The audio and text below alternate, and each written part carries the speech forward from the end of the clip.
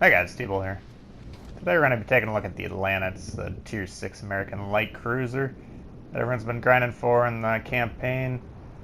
Whoever's running the campaign missions at Wargaming, they got a really itchy trigger finger. They've kept resetting the missions this week, so if you had enough time to grind out the requirements before they got reset, you're able to keep your points each time. So a lot of people are starting to get the ship a little bit earlier than intended, myself included. And this is actually the first game I played in it, so I'll kind of run through the game and I'll tell you any adjustments I've made playing it since then.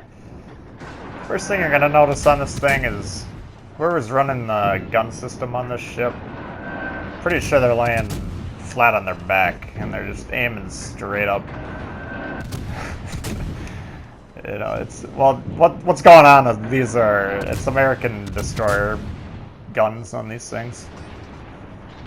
So that's the kind of gun arc you're gonna get, is these really high, loopy, ponderous, floating shots that they take forever to get to the target. You're gonna see a lot of, if you look at those seconds to the target, the number to your left of the aimer in the center of the screen. I shouldn't say when. If you're not looking at the number, you're not aiming properly.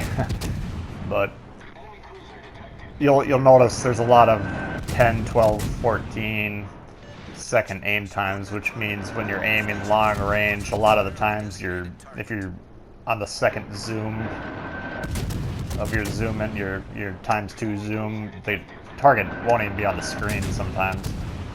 So it's a very difficult ship to hit your shots in.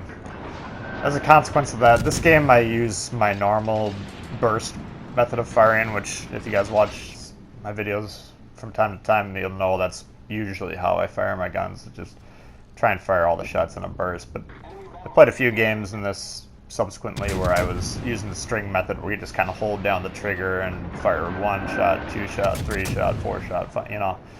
And a lot of times that makes it easier to adjust where you're hitting on these things. The problem is, you'll see when you fire a blast, you fire another blast, you fire another blast, and then that first blast is just landing. So if the target's stationary or fairly stationary like this Iowa is currently, it's easier to hit. If you're trying to hit someone who's juking around and messing with the throttle and steering wheel and trying to throw off your aim, it can be very hard to hit your targets. So I think this ship is going to be difficult for people who aren't very good at aiming the gun, let me just put it that way. But for those of you that are pretty good at aiming, you can actually have some pretty fun games in this. And you know, just on that point, if you're not very good at aiming, this might be a good ship to practice in. And if you haven't seen my video on how to use the aim reticle, I do have one in the beginner series. That video is a little confusing just because the numbers I present there are intended for the 1x zoom.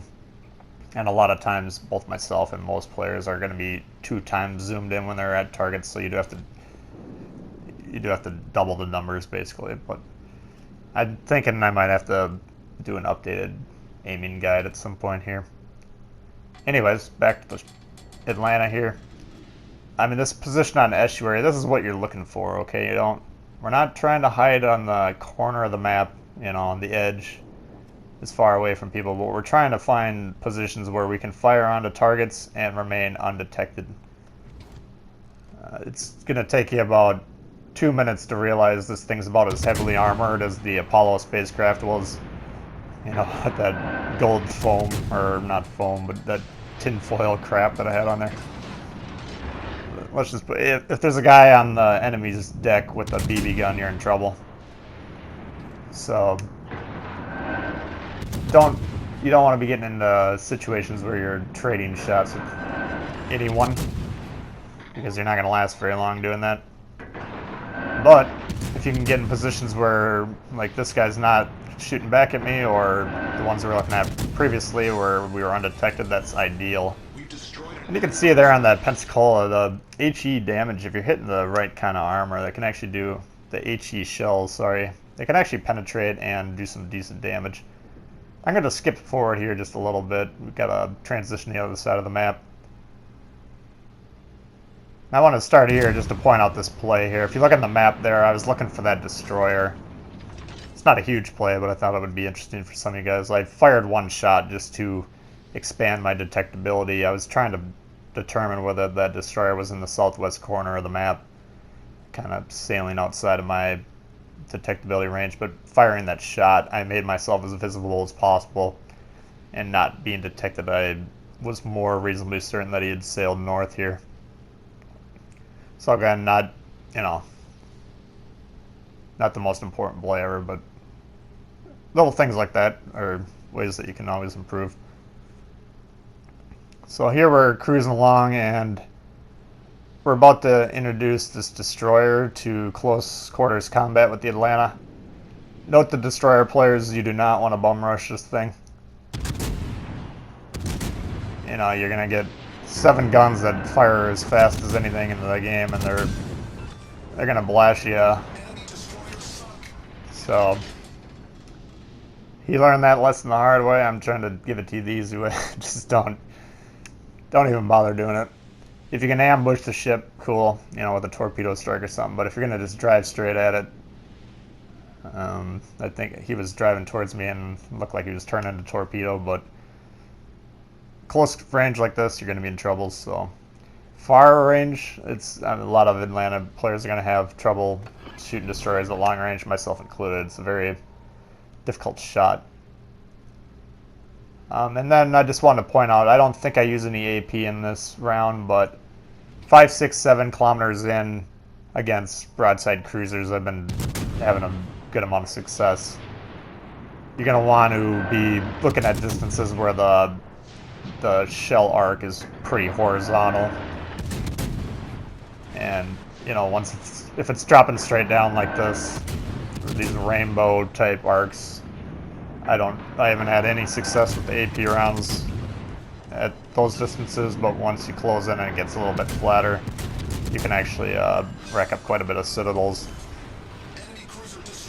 Now here I was assuming I was going to die, that's why I just fired off that torpedo. You do want to keep in mind these things do have torpedoes.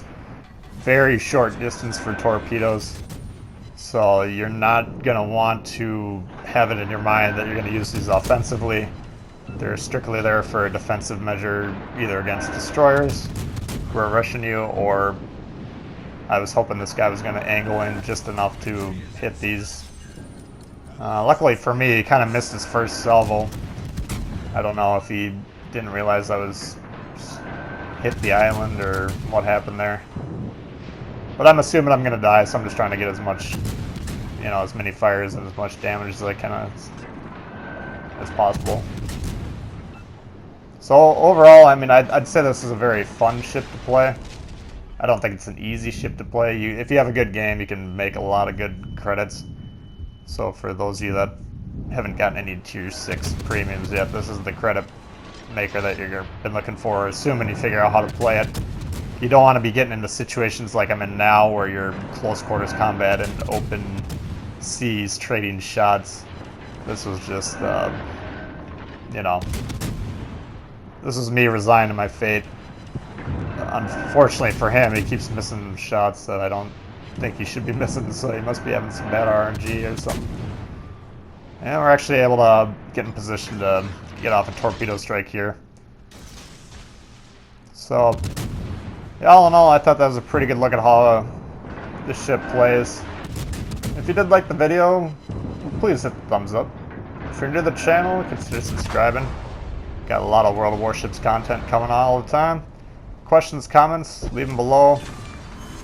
And you guys should check out the comments too. We got a lot of cool people chiming in with tips on ships and historical facts and stuff like that. And we'll see you guys all later. Alright, peace.